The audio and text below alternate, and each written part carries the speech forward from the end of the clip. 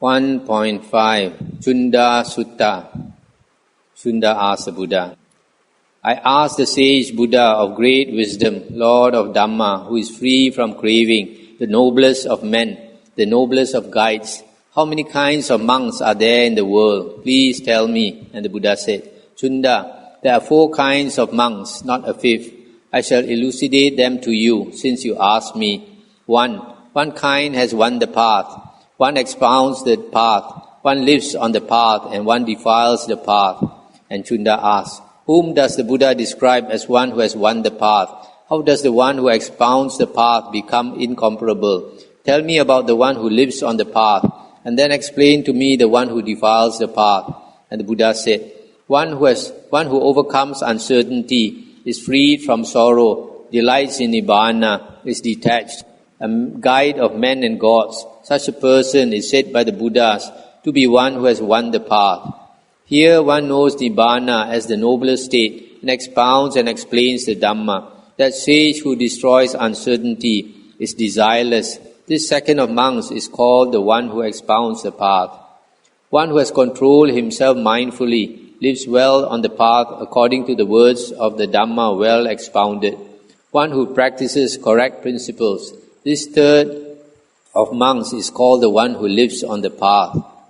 That means an Arya. One who disguises himself by wearing the robes of the well-conducted ones, travels for gain, disgraces families, is impudent, deceitful, unrestrained, a gossip and waffler pretending to be a real monk. He is one who defiles the path.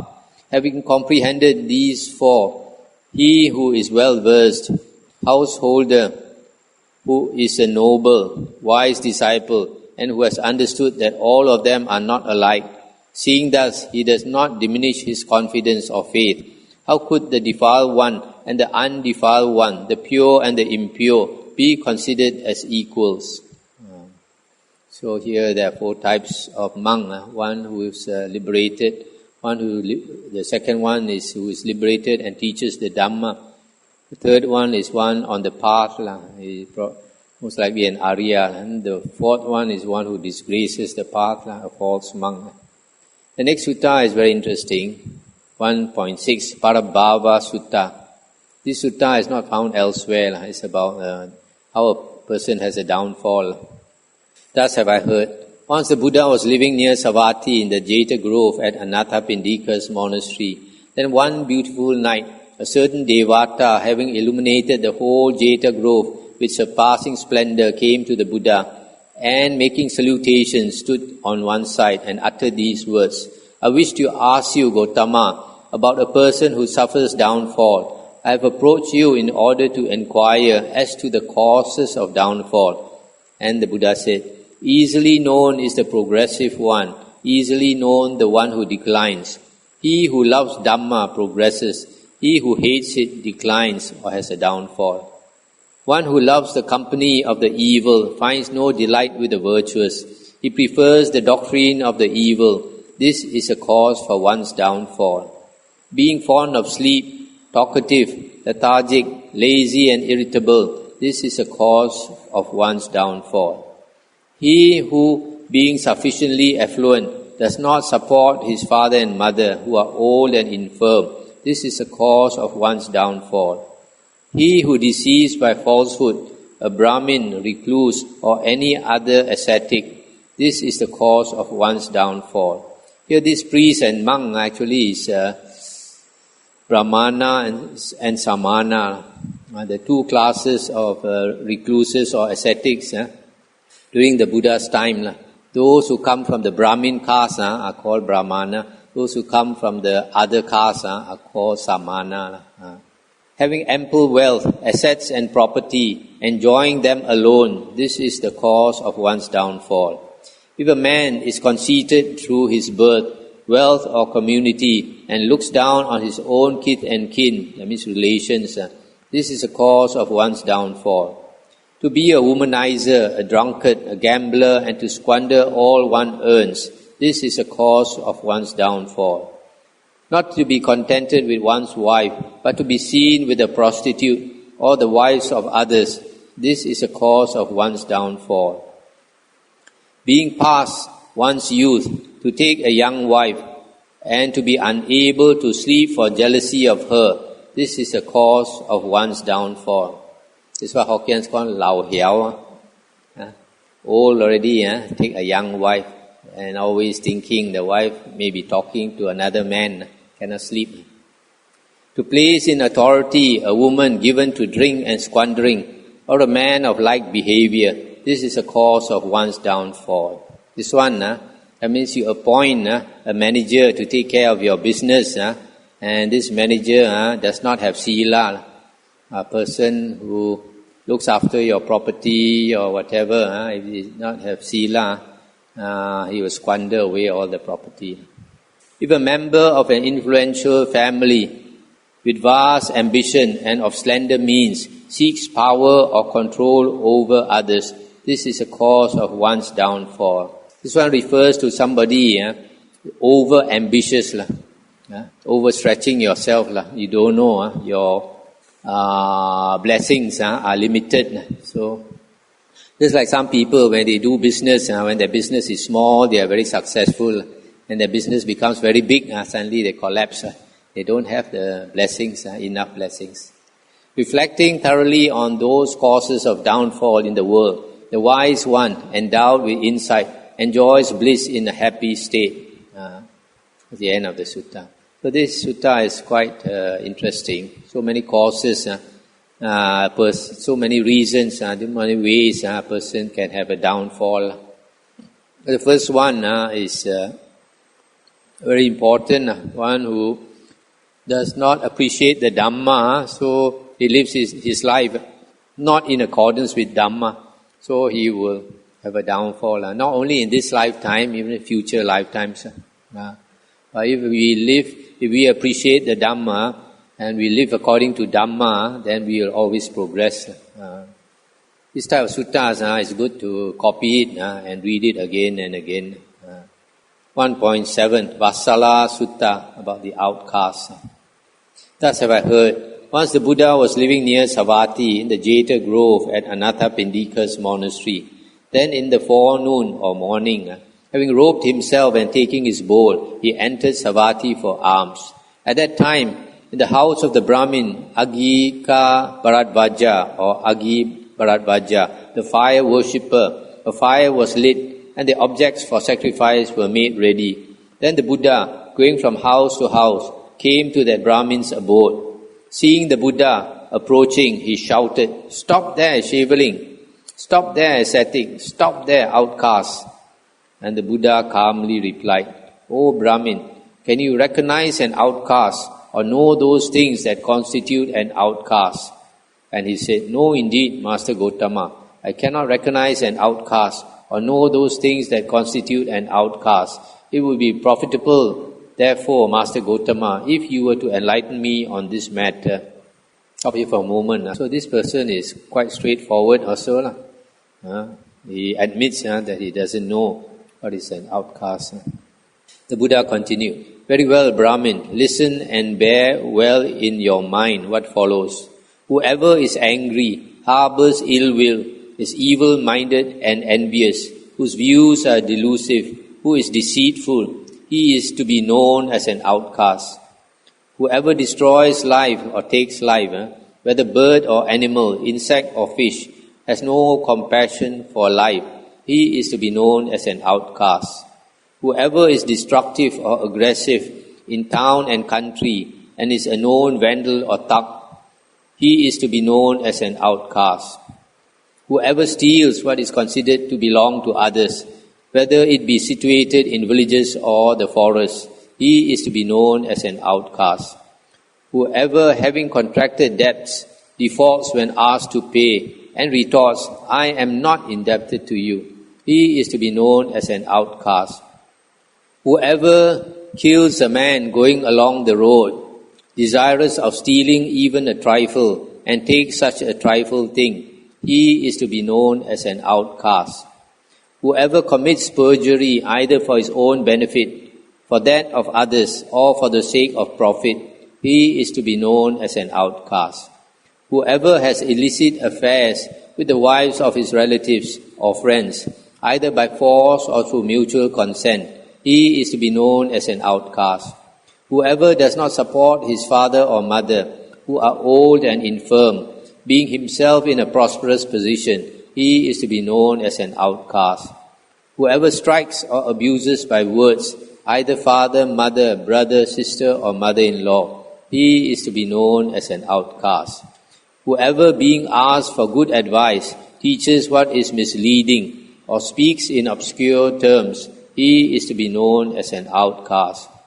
Whoever, having committed an offense, wishes to conceal it from others and is a hypocrite, he is to be known as an outcast. Whoever, having gone to another's house and taken advantage of the hospitality there, does not reciprocate in like manner, he is to be known as an outcast. Whoever deceives a Brahmin or a recluse or any other ascetic, he is to be known as an outcast. Whoever abuses with words and does not serve a Brahmin or a recluse coming for a meal, he is to be known as an outcast. Whoever, being enmeshed in ignorance, makes untrue predictions for paltry gain, he is to be known as an outcast. Whoever exalts himself and despises others, smug in his self-conceit, he is to be known as an outcast. Whoever is a provoker of quarrels or is avaricious, has malicious desires, is envious, shameless, and has no qualms in committing evil, he is to be known as an outcast. Whoever insults the Buddha or his disciples, whether renounced ones or laymen, he is to be known as an outcast. Whoever, not being an arahant, pretends to be one, he is indeed the greatest rogue in the whole world, the lowest outcast of all. Thus have I exposed those who are outcasts. One does not become an outcast by birth. One does not become a Brahmana by birth, a holy man. It is by deed that one becomes an outcast. It is by deed that one becomes a Brahmana. Stop here for a moment. So you see the 20, the lowest outcast, the lowest type of person is one who is not a holy man. He pretends to be a holy man. Such people, they are heading for hell. That's why there's a Thai saying that if you go to hell, there's a lot of people in yellow robes. So sometimes people try to hint they have psychic power or say they have psychic power. This is a very low outcast. Now listen, and I will give you an illustration. Once there was the son of an outcast whose name was Matanga of the Sopaka caste. He attained the pinnacle of fame, and when he had done so, warriors, Brahmins, and many others came to serve him. Having destroyed worldly passions, he entered that noble path and reached the Brahma world. Caste did not prevent him from being born in the heavenly realm. Those Brahmins who are familiar with the Vedas and who are born in a family which recites the Vedas, if they are addicted to evil deeds, they are not only disgraced in this life itself, but in the next they are born in a state of suffering. Caste does not prevent them from disgrace or birth in a painful state. One does not become an outcast by birth. One does not become a Brahmana by birth. It is by deed that one becomes an outcast. It is by deed that one becomes a Brahmana, a holy man. When the Buddha had spoken, the Brahmin Agika Bharadvaja exclaimed, "It is amazing, Venerable Gautama. It is wonderful, Venerable Gautama. It is as if one might raise what has been overturned, or reveal what had been hidden, or point out the way to him who has gone astray, or hold out a lamp in the dark, so that those who have eyes may see objects. So likewise has the truth been explained by Venerable Gautama in various ways. Therefore I take refuge in him, his Dhamma and Sangha. May the Venerable Gautama accept me as a lay follower, who henceforth has taken refuge in him for the rest of his life." A lot of Brahmins, they think very highly of the Brahmin caste. So they always like to come and challenge the Buddha. So the Buddha has to talk like this. The next sutta is 1.8, Metta Sutta, also found in the Khuddaka Nikaya, the first book of the Khuddaka Nikaya. The Buddha says, he who is skilled in welfare, who wishes to attain that calm state, should act thus. He should be able, upright, perfectly upright, of noble speech, gentle and humble. This is the chant we always do. Karanya matta kusalena yantang santang padang abhisamecha, etc. Contented, easily supported, with few duties of light livelihood, with senses calmed, discreet, not impudent, not greedily attached to families. He should not pursue the slightest thing for which otherwise men might censure him. May all beings be happy and secure. May their hearts be wholesome. Whatever living beings there be, feeble or strong, tall, stout or medium, short, small or large, without exception, seen or unseen, those dwelling far or near, those who are born or those who are to be born, may all beings be happy. Let none deceive another, nor despise any person whatsoever in any place. Let him not wish any harm to another out of anger or ill will. Just as a mother would protect her only child at the risk of her own life, even so, let him cultivate a boundless heart towards all beings. Let his thoughts of boundless love pervade the whole world, above, below and across, without any obstruction, without any hatred, without any enmity. Whether he stands, walks, sits or lies down, as long as he is awake, he should develop this mindfulness. This, they say, is the noblest living here. Not falling into wrong views, being virtuous and endowed with insight, by discarding attachment to sense desires, never again is he reborn. You see, one thing very good about our Buddha's teaching is that we see all beings as related to us. The Buddha says it's very difficult to find a being you meet who has not been your father, your mother, your relative before. And understanding that we go on the cycle of rebirth again and again. So we understand this is very probable. So we don't discriminate on religion, we don't discriminate on race and all that. So we practice loving kindness, and we have no reason to kill people. So the Buddha's teaching, if we practice the Buddha's teaching, we never go to war. Buddha's religion, very peaceful religion in the world. 1.9 Dhammavudho Sutta. This about two yakas. The yaka Satagira said, today is the full moon day of the lunar month. The divine night has approached. Let's see Master Gotama, the teacher, perfectly named. So this Satagira, he has a faith in the Buddha, whereas his friend Dhammavudho does not yet. The Yaka Dhammavudho said, is the steadfast one's mind well directed towards all beings? As he brought his thoughts as regards pleasant and unpleasant things under his control. And Satagira said, the steadfast one's mind is well directed towards all beings. Moreover, he has brought his thoughts as regards pleasant and unpleasant things under his control. That means he is well directed to all beings. That means he has loving kindness towards all beings.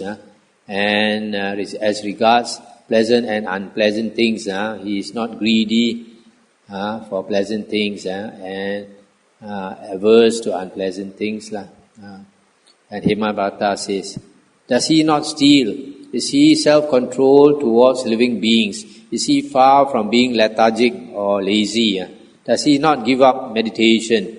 And Satagira said, he does not steal. His attitude is one of self-control towards living beings. He is far from being lethargic. The enlightened one does not abandon meditation. And Dhammavudho says, does he not speak falsehood? Does he not use harsh words? Does he not say things which cause distress? Does he not indulge in frivolous talk? And Sattagira said, he does not speak falsehood, neither does he use harsh words, nor does he say things which cause distress. He speaks only wise and useful things. And Dhammavudho asks, is he not attached to worldly pleasures? Is his mind undisturbed? Has he overcome delusion? Has he acquired insight into all things? And Sattagira answered, he is not attached to worldly pleasures. His mind is undisturbed. All his delusion has vanished. The enlightened one possesses insight into all things. And Dhammavudho asks, is he endowed with knowledge? Is his conduct pure? Has he destroyed all passions? Has he brought to an end the cycle of rebirth? And Sattagira says, he is endowed with knowledge. His conduct is pure. He has destroyed all passions. He will not be subject to further rebirth. And Dhammavudho said, the sage's mind is filled with good speech and action. He possesses right knowledge and conduct. Let's go and see Gotama. The sage Gotama, limbed like the antelope, lean, firm, taking little food, not greedy, who meditates in the jungle. Let's go and see him. Having approached him, who is like a lion, who lives alone, who is indifferent to worldly pleasures, let's ask for an escape from the snare of death. And both of them asked the Buddha. We ask Gotama, the enlightened one, who declares the Dhamma, who expounds the Dhamma, who has realized all truth, who has overcome hatred and fear. And Dhammavudho asks, upon what is the world produced? With what is the world intimate? After having clung to what, by what is the world troubled? And the Buddha said, Dhammavudho, in 6 is the world produced. With 6 it is intimate. After having clung to 6, by 6 the world is troubled. This 6, I think, refers to the 6 spaces, the 6 sense spaces, because the 6 sense spaces produces the world in consciousness. And Dhammavudho asks, what is that attachment by which the world is troubled? Please tell us the means of deliverance. How does the world escape from misery? And the Buddha said, having destroyed the desire of the 5 sensual pleasures in the world, and that of mind, the 6th sense, one escapes from misery. This is the salvation of the world. I have told you as it is. This alone, I tell you. Thus the world escapes from misery. And Dhammavudho asks, who is the one who crosses the flood? Who is the one who crosses the sea without a footing, and when not supported, who will not sink in the deep ocean and sea? And the Buddha said, one who is always virtuous, wise, well concentrated, reflects within himself and mindful. He crosses the flood which is difficult to cross. Abstaining from lustful thoughts and having broken all fetters, being one in whom desire for existence is extinct, he will not sink into the deep. And Dhammavudho says, look at that great sage who possesses deep wisdom, who is subtle in realizing the truth, passionless, not attached to worldly pleasures, free from all fetters, and who walks on the superhuman path. Look at that great sage of perfect name, who is subtle in realizing the truth, who imparts wisdom, who is not attached to worldly pleasures, who is all-knowing, whose wisdom is perfect, who walks on the noble path. A good sight indeed has arisen today, a good daybreak, a beautiful arising, for we have seen the perfectly enlightened one, who has crossed the flood, who is free from passions. These 1,000 devas assembled here, who possess supernatural power and fame, all take refuge in you. You are our noble teacher. Thus we shall wander from village to village and mountain to mountain, paying our respects to the enlightened one and to his Dhamma, which is well preached. So these devas, they come and ask questions. When the Buddha answers the questions, they become his disciples. 1.10, Alavaka Sutta. This sutta is also found in Sutta Nikaya 10.12. Thus have I heard. Once the Buddha was dwelling in the residence of the Yakka, Alavaka, near the town of Alavi. Then Alavaka came to the Buddha and shouted, "Get out, recluse." By the way, it seems the Buddha was around that area. Then the wives of this Yakka, Alavaka, they came to talk to the Buddha. And then after talking to the Buddha, they invited the Buddha into their city, which was supposed to be like in a huge tree or something like that. So the Buddha went inside. And then when Alavaka came back, he saw all his wives talking to the Buddha. He got jealous. Then Alavaka came to the Buddha and shouted, "Get out, recluse." The Buddha departed, saying, "Very well, friend." The Yakka then ordered, "Come in, recluse." And saying, "Yes, friend," the Buddha entered. For a second time, the Yakka shouted thus to the Buddha, "Get out, recluse." The Buddha again departed, saying, "Very well, friend." For a second time, the Yakka ordered, "Come in, recluse." Saying, "Yes, friend," the Buddha again entered. For a third time also, the Yakka shouted, "Get out, recluse." And for a third time, the Buddha departed, saying, "Very well, friend." However, when Alavaka shouted his orders to the Buddha, yet again the Buddha retorted, "I will not obey you, and you can do whatever you like about it." And he said, "I shall put a question to you then, recluse, and if you do not answer, I will derange your mind, or make you mad, or tear out your heart, or take you by the feet and throw you to the other side of the river." And the Buddha said, "I do not see, friend, in the world of gods, Maras, Brahmas, or men, anyone who could do to me such as you say. However, friend, proceed with your question." And Alavaka asked, "What is the best wealth to a man in this world? What is the good practice that brings happiness? What is the sweetest of all tastes? What manner of living is said to be the noblest kind?" And the Buddha said, "Confidence or faith is the best wealth to a man in this world. Well-practiced Dhamma brings the most happiness. Truth is the sweetest of all tastes. Living with wisdom is said to be the noblest kind." And Alavaka again asked, "How does one cross the flood of recurrent birth? How does one cross the sea of existence? How does one transcend unhappiness? How does one get purified?" And the Buddha said, "One crosses the flood of samsara by confidence or faith. One crosses the sea of existence by vigilance. One transcends unhappiness by strenuous effort. One purifies oneself by wisdom." Stop here for a moment. One transcends unhappiness by strenuous effort. When a monk first renounces, there'll be a lot of thoughts troubling him. The thoughts always bring him back to his home. And the Buddha says that to overcome these thoughts that trouble the new monk, he should practice satipatthana. Satipatthana means intense state of recollection. For example, the first meditation the Buddha taught is chanting the 32 parts of the body.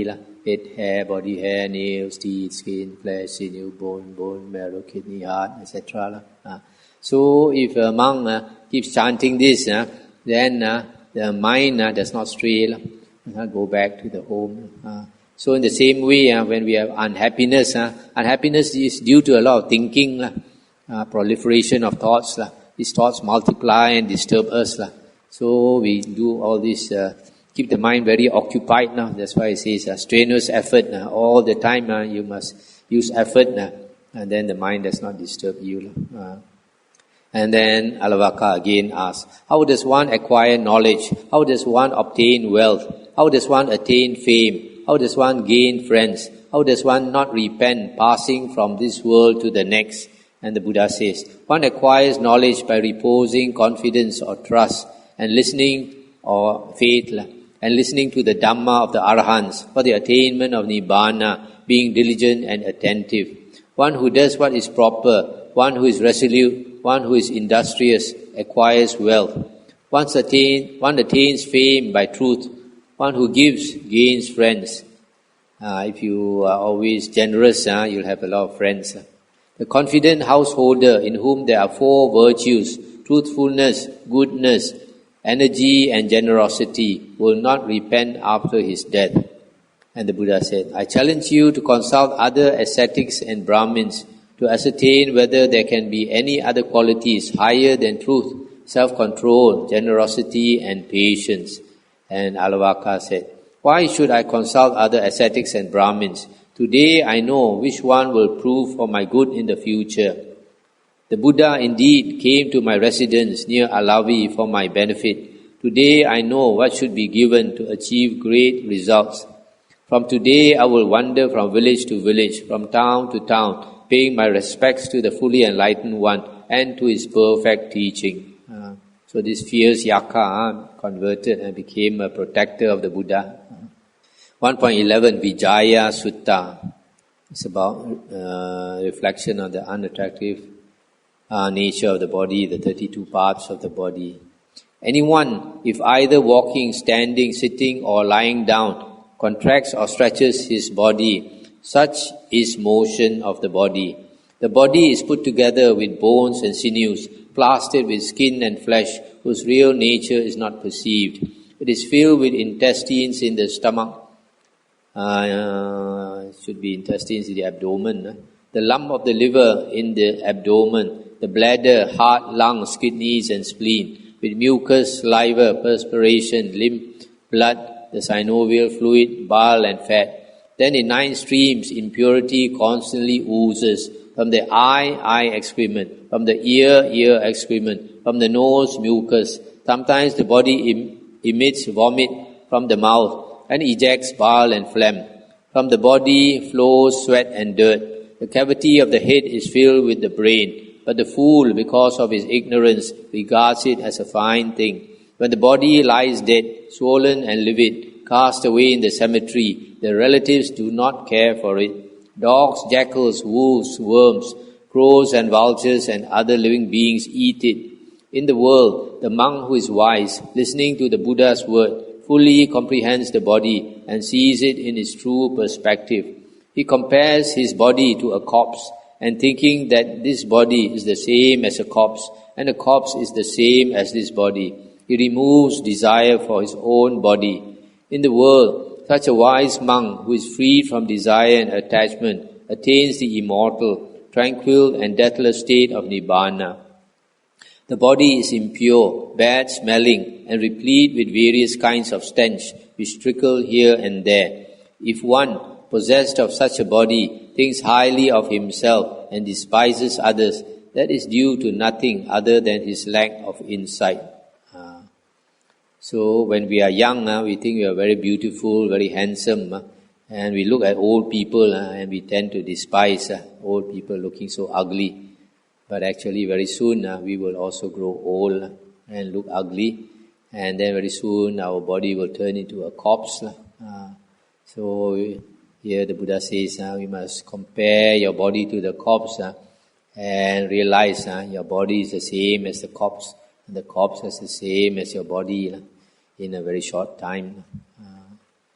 So that will help you to not be so vain about the body. Come to the last sutta of the chapter, 1.12. Muni Sutta. Muni is a sage.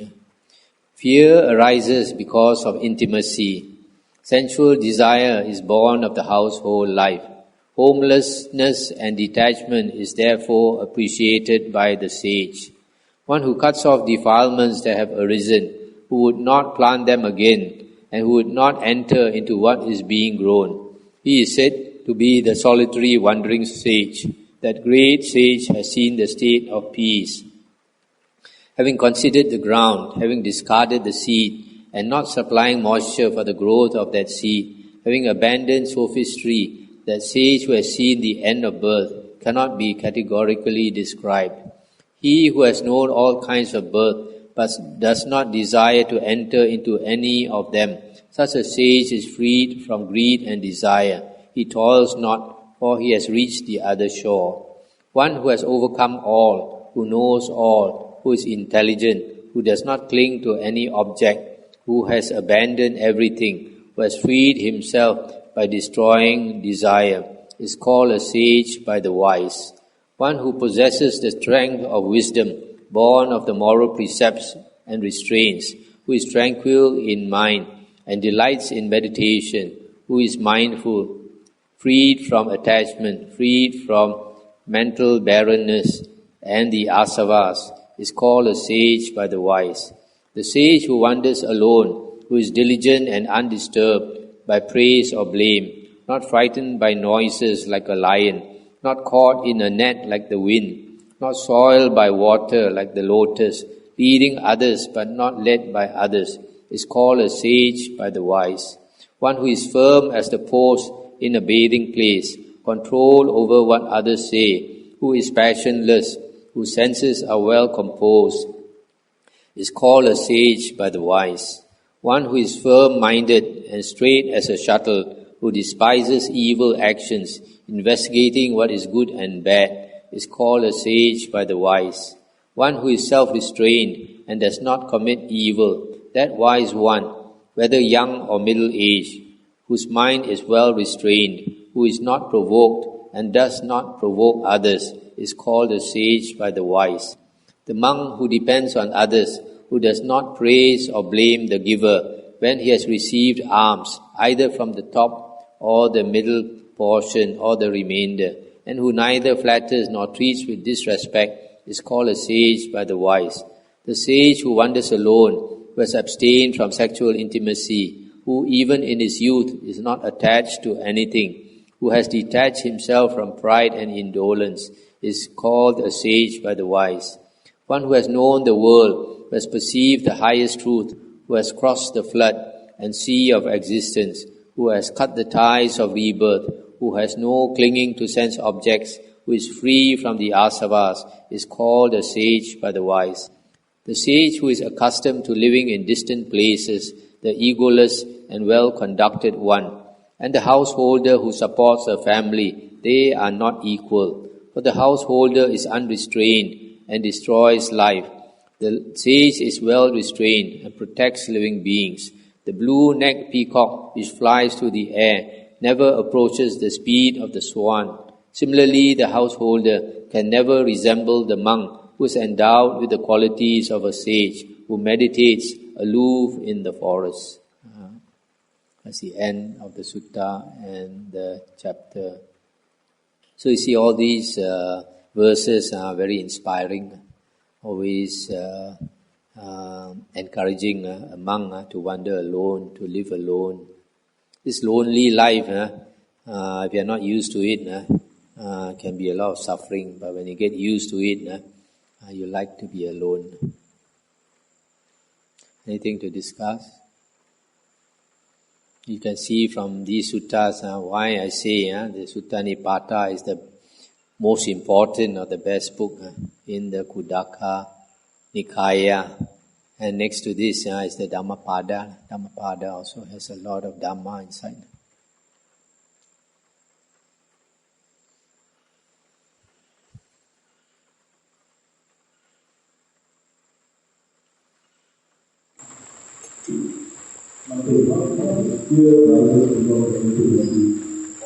Where is that? Page 20 what? 22. Which fear arises because of intimacy. When you are intimate with people, you fear losing them, those you love.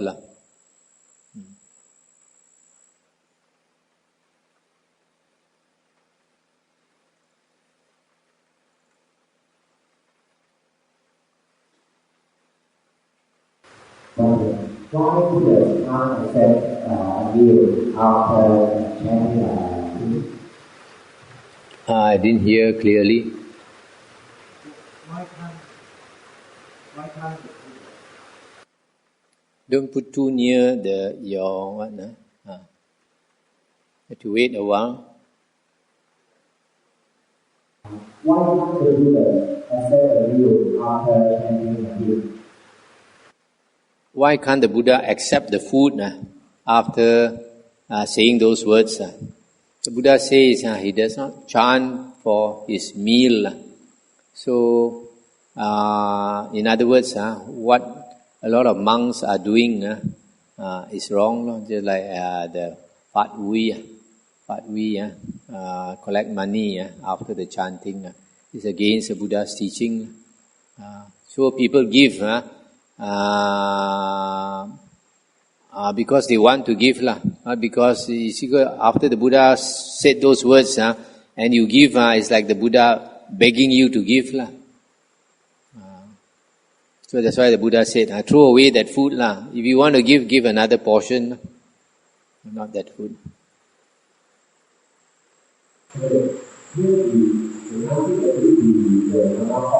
Yes.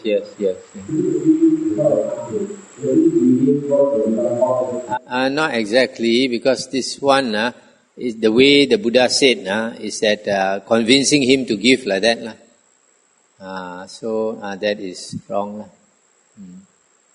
Or if you do the chanting as a means of livelihood, like we do the chanting, transference of merit, it is different. So like the chanting transference of merit is after the food is given, and that is also for the departed.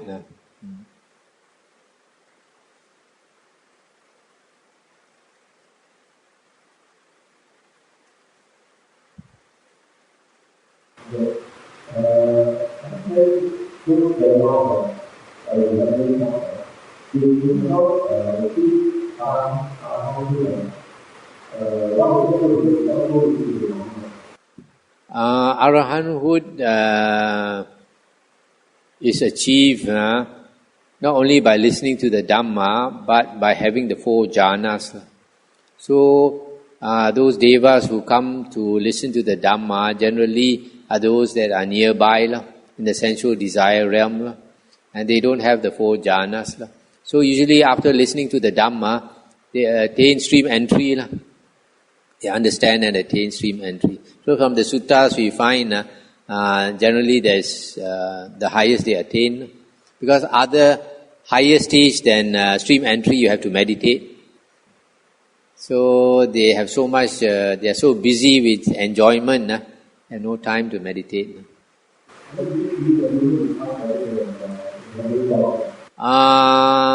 That is provided you practice. If you don't practice, then being a deva is better.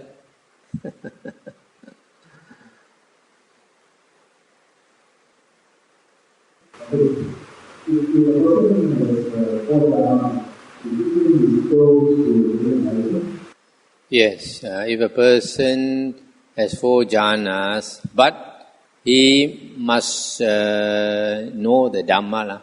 If he does not know the Dhamma, then the most is he has psychic power, like external sex ascetics.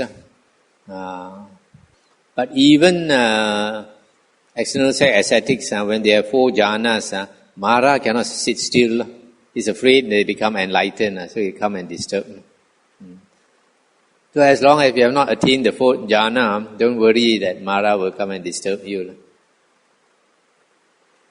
So I hope you all, after listening to this, you can take back the book and look through it again, so you can understand better. And if you have questions tomorrow also you can ask. Okay, shall we end here?